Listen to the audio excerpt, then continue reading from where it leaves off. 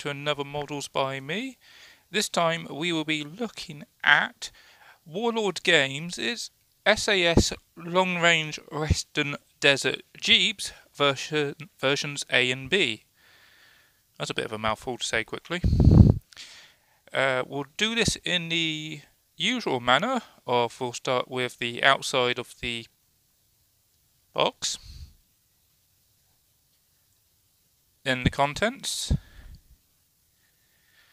then would normally be the instructions, but spoilers, there is no instructions for these. Then we'll have a look at all the parts, and then we'll end up with my final thoughts. So a little bit of history. I'm only going to do a little bit of history for the SAS Jeeps. Basically, from what I've found, is they first started off doing parachute jumps into North Africa, but because the first one went so disastrously wrong, they basically scrapped that and looked at the long-range desert group and their use of the basically the trucks that they've upgunned. The SAS doing something very similar and upgunned some Jeeps. And when I mean upgunned, they upgunned the Jeeps. From having the basic one normally just having a single 30 or 50 caliber machine gun in the middle there, and then plus personal weaponry. Oh no, these things contained all sorts. The usual go-to weapon was a twin Vickers K machine gun, or machine guns, just at the front here. That could pump out a combined rate of fire anywhere between 2,000 to 3,000 rounds per minute. On top of this, they would also have Bren guns, 30 calibers, 50 calibers. I swear if they picked up some German weapons, they would have used the German weapons as well. There's a Tommy gun actually hiding on this one. They literally had so many guns on these things. But the other catch-22 was the desert's a big place. You can't simply pop around the corner, find a petrol station and top back up with fuel. So, as you can see, they're absolutely covered in jerry cans. All over the place. They'll just carry as much fuel as possible, and some of those will probably contain drinking water. Because, again, the desert, not exactly somewhere you can stop and pick up a bottle of water around the corner. So yeah, let's continue with the unboxing, kinda, starting with the outside.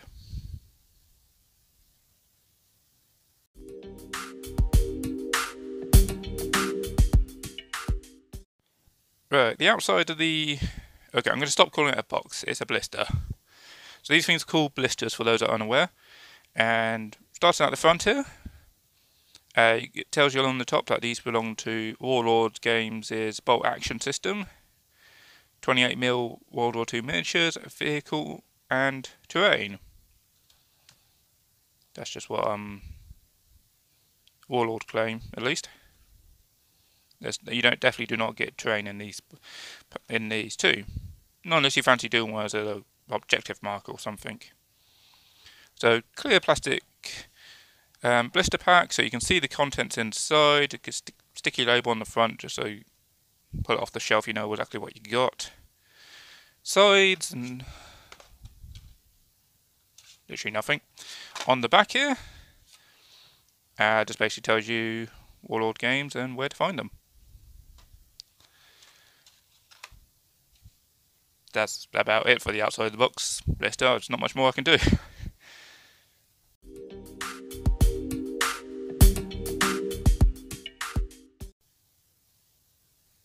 Let's unbox these blisters. So we'll start with Jeep A first. Move Jeep B out of the way.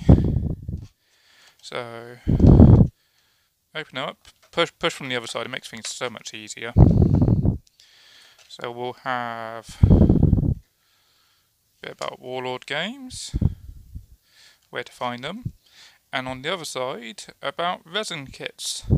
Because yes, these are resin and metal kits, so got to be careful about them. There you go, if you pause to read that, but basically treat resin with respect. Then just, there you go, just advertising for Warlord games again. Bit of foam to keep everything in place.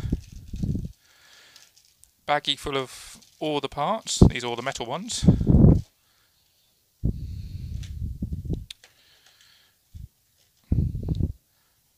The front bumper,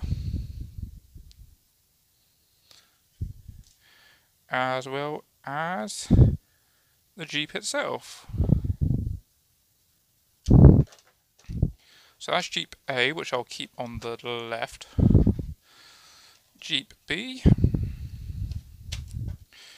This bit's going to be the same, so we've got those two again. Bit of foam.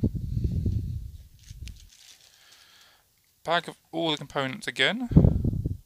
I'm very curious if this bag and this bag have got the same stuff in it. I'll say that. I've noticed this one's got the 50 caliber there, whereas this one, I can't spot the 50 cal, but I can spot the two Vickers Ks. So I'm curious how many of the parts are the same. We have a Jeep. It's a bit out of focus, but we've got a Jeep. And we have the front bumper for the Jeep. It won't fit because of the case on it. As earlier, there was no instructions, so I can't do the instructions. Shame.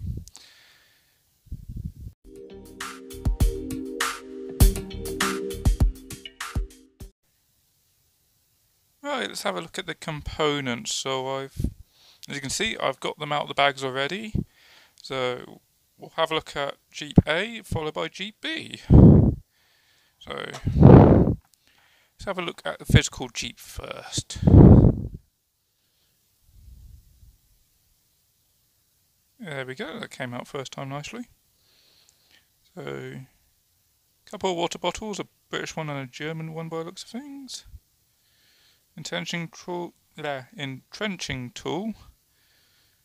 Another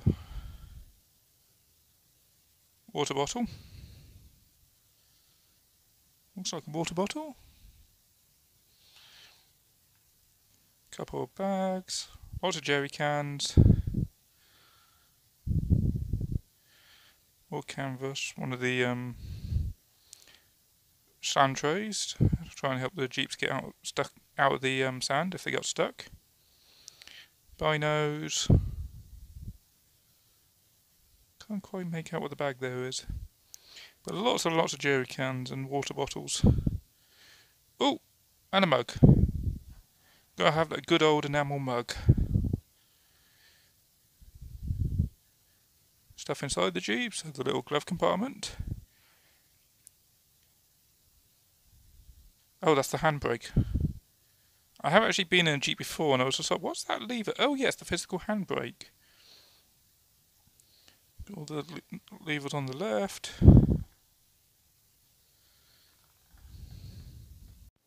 Sorry, small interruption.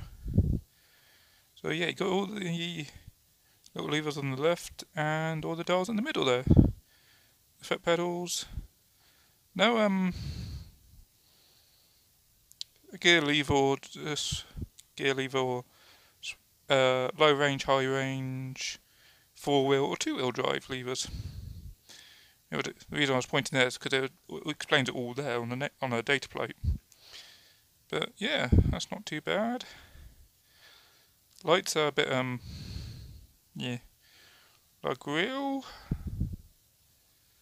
Can't quite make it out. No, it's rough, but there's no pattern to it. Overall, that's not too bad for the actual physical Jeep. The front bumper, with what looks like. Okay, let's have a quick look at this. Ah, yes, so it is it is the front suspension and the bumper all in one. Okie dokie. Not too bad. Yeah, that's got it right. So curiosity, the underside of this. Yeah, not much there. Okay. Wheels. So we've got Four wheels don't quite... Oh, hold on. That's probably because there's a bit of flash in the middle. That makes sense. Okay, so that's a whole... So yeah, okay, dokie. Not too bad, is there? Yes, so... These have got, as you can see, these are just regular holes. Well, this one's actually a groove. And it's because, bring the Jeep back, it slots onto there. And you can actually pose it so the wheels are actually turned one way or the other. So not too bad at all. Detail quite nice there. Right, let's pick up a gunner with a... Oh, he's got a Lewis gun. Okie dokie. Pistol holster and a jumper with trousers. Okay. Well, that'll make a change. Everybody else I've got so far is in shirts and shorts. Not too bad. The detail on the jumper's nice and the webbing. The boots, no laces or anything. And the Lewis gun, the machine gun. The ammo drum there's not too bad. But yeah, okay, not too bad there. Driver, let's have a look at the driver. Shorts and a jacket. I think I recognise that pose. This famous picture of all the SAS Jeeps in a row, and I think he's the guy sat at the front there. Alright, so let's have a look at a bit more of the crew. Hands on the steering wheel with gloves, okay. That'll be the gunner's head with goggles. Okay, that's quite nice. And the driver in the headdress.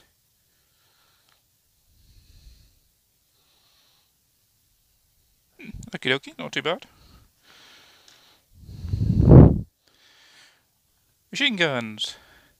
So on top of the Lewis gun, this also comes with a Vickers K and a 50 cal. So this thing was very heavily armed.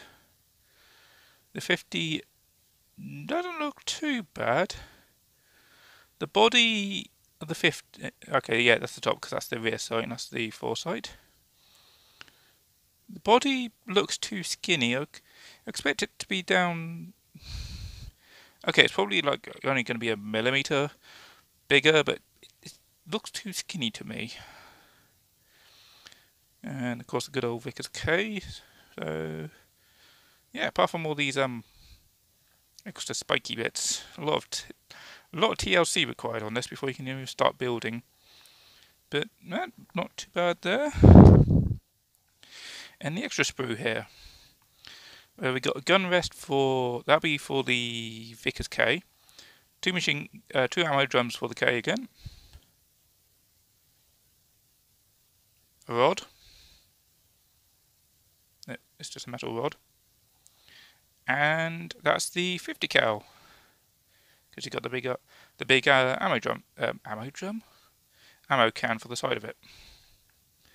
So, okie dokie. So Jeep A's not too bad. Let's have a look at Jeep B. So again, starting with the Jeep itself, we have a Tommy gun. Good old Tommy gun. More jerry cans, pickaxe, shovel, lots and lots of stuff. All the canvas roll-ups. American water bottles? Yeah, American water bottles. Well, add a bit of colour onto this thing. So more stuff there. Wheel on the back. A Tommy helmet. Another one of the enamel mugs. Very important to the Tommy, that is. Two of them! Oh, they can both have a cup of tea. That's either a landmine or a Vickers K ammo drum hiding there. Just there. Oh, there's another. Was it a Brody helmet? Pretty certain it was a Brody helmet. Yeah, you got all the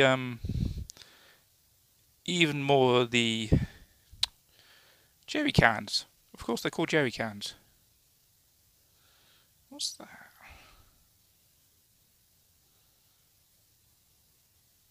Yunk.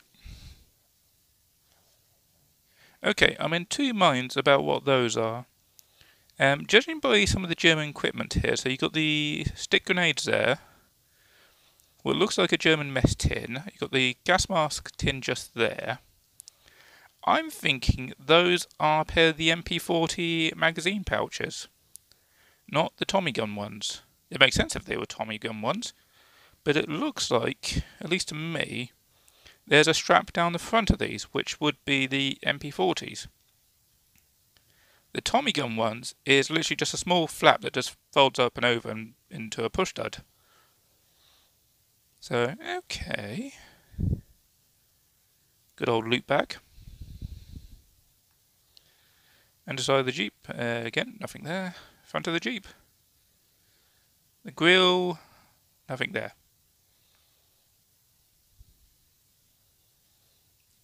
Pretend this one got shot up, there's holes in the jerry can. Overall, quite nice that.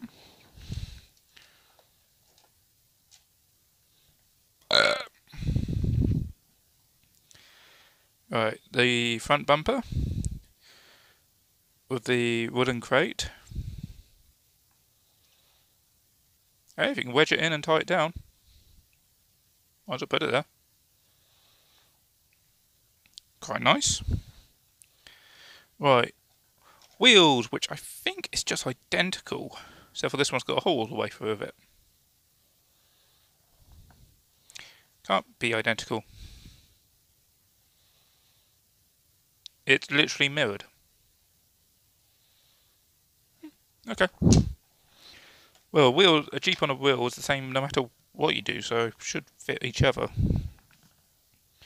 So what we got here? So we got steering wheel, head for drive or somebody there. Looks like he's seen a ghost.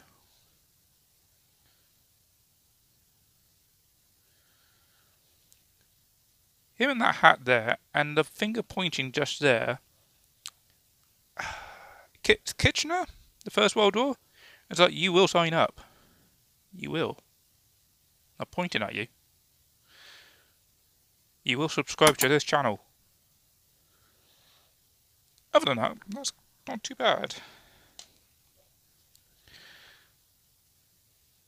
I would say gun or driver, but he's got a hand there, and we know the steering wheel's got two hands on it, so this one's a gunner in trousers again. Okay. Yeah, that's quite nice. Driver. Overall, quite nice for the driver. Okie dokie. Alright. This thing, so we got two more ammo drums for Vickers K's, a single gun mount, and two double gun mounts. Quite basic, but quite nice. Oops. We also have the mysterious metal rod here again. I'm going to have to look up a picture of the SAS Jeeps back on Bolt Action's website. What are these metal rods supposed to be?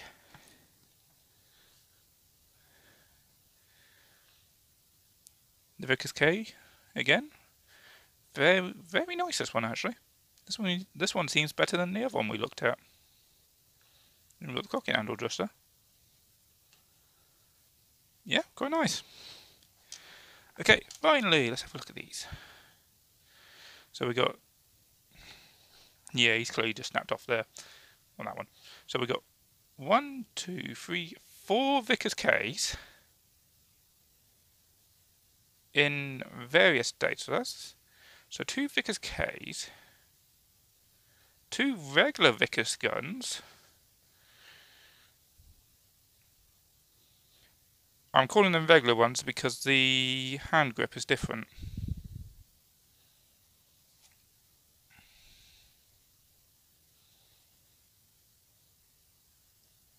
They don't actually have a hand grip on them. Okay, gonna have to look up what you two are. It's definitely Vickers machine guns because they're the same style, but the back piece is different. And then we got a Lewis gun. Literally, the SAS just took whatever was in the stores that weren't being used. We need lots of machine guns, ideally the Vickers Ks, because high rate of fire, but we'll take what we can get. Literally. It worked. The idea worked. It was for sound. Yeah, Lewis gun actually looks nicer here than it was on the other one as well. Okie dokie. Let me bag this lot up, and then final thoughts and scores on these two.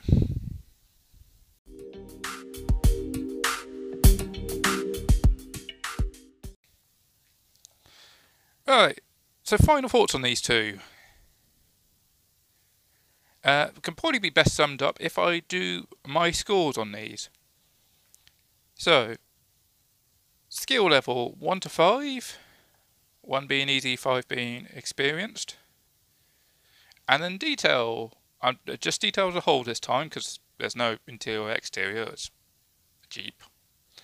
So that would be 1 to 5 there. But because this is also something completely different to the Airfix style kits that we looked at, I'm just going to change the skill levels around a little bit. So I would say skill level 1 is literally, you get it out of the box and you put it on the base.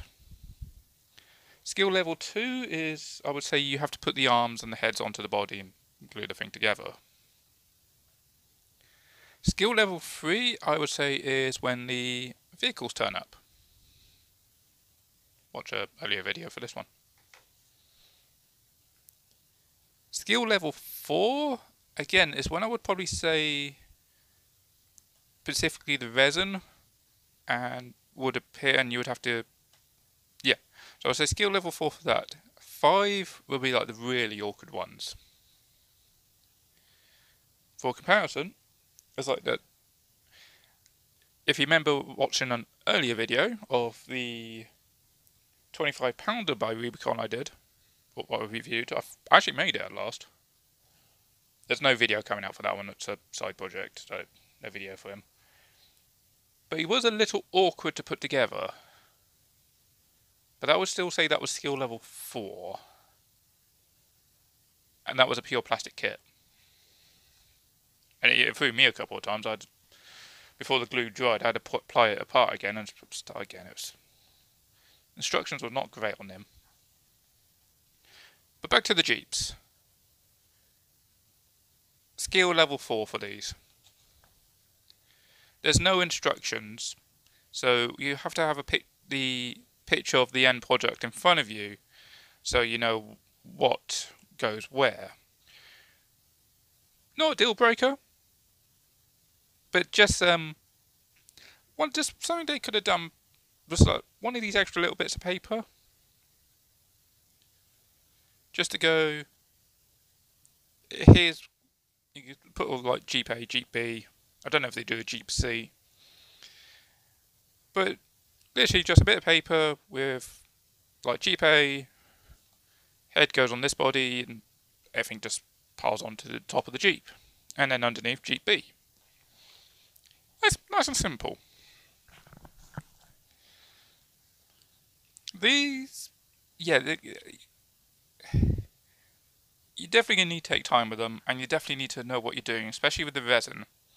Got to be careful. If you've not used resin before, it is a little fragile. You could snip off this rod here, and half the bumper suddenly disappears. But the other thing as well is, unlike plastic glue, which you could take apart if you done something wrong,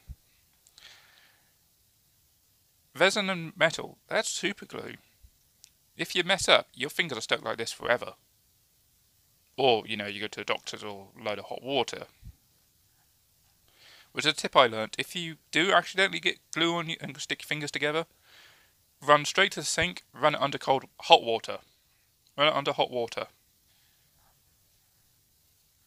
yeah, other than that, should be okay with these. Detail. These are nicely detailed kits. Very nicely detailed. What I would expect from resin, some of the metals components. In 56 scale as well, or 28mm, whichever one you prefer. Detail, one would be classic army men. You know, the green and tan bucket of cheap army men you get. 5 being super well detailed. Just like presentation piece, almost. These I would say are 4s. They've got all the detail. It's all nicely there. There's just a few things missing. And a few things which could be a little better. Such as again to pick GPA. I keep picking GPA for example. Where you got the sound grate there. Almost looks like it merges into the wheels. For the extra little bit, have that a separate piece. And just glue it on. Have it a metal bit. They're metal. There's a chance they could have been warped a little bit, so if it gets bent a little bit in metal, you can bend it back and, oh look, it's actually been used. Glue it onto the model and it actually looks like it's been used.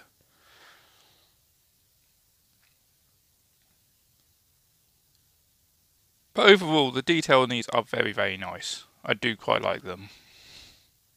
Hence why I'm going to stick to the 4. So, not bad kits. Skill level 4, detail level 4. Somehow appropriate for 4x4, isn't it? Anyway, if you like the video, hit that like button. Comment below, have you made these? Are they nice and easy, or are they an absolute awkward thing to put together? And subscribe for more videos. I'll see you on the next one. Thanks, bye.